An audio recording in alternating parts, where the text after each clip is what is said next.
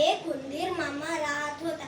इकडे तिकडे हिंडायचा, टुकू टुकू पाहायचा, संधी मिळताच काहीतरी खाऊ पडवायच्या आणि बिळात जाऊन आरामात खायचा. तसा तो होता खुशाल चेंडू. आरामात राहायचा, मौज मजा करायच्या. एकदा तो फिरत फिरत मोठ्या वाटेवर आला तर तिथे माणसांची खूप गर्दी झालेली त्याने पाहिली. लोक राजाचा जय जयकार करीत होते. वकून वकून राजाची मिरवणूक पाहत होते.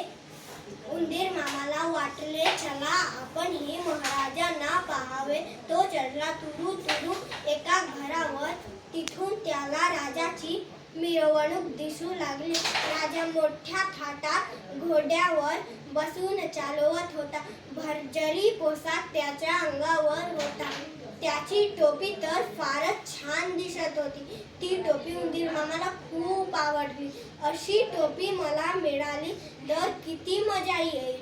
उंदीर मनात विचार करू लागला.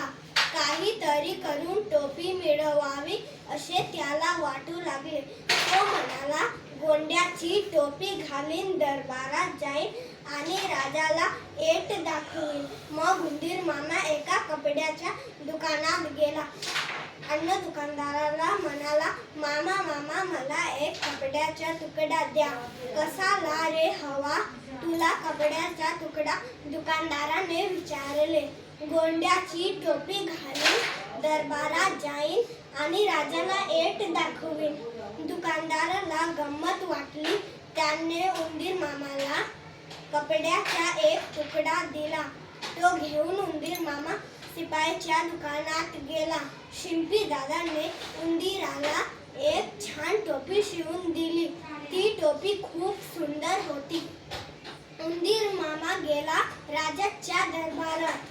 राजाला त्याची टोपी फार आवडली. त्यांनी ती हिसकावून घेतली. राजा उंदीर मामा खूप रागावला व म्हणू लागला, ढुम ढुम ढुमक, ढुम ढुम ढुमक. राजा आमचा भिकारी हो, राजा आमचा भिकारी. माझी टोपी चोरली हो, माझी टोपी चोरली. हे ऐकताच राजाला खूप वाईट वाटले. राजाने उंदीर मामाची टोपी दिली. उंदीर मामा खूप खुश झाला व आनंदाने निघून गेला. धन्यवाद.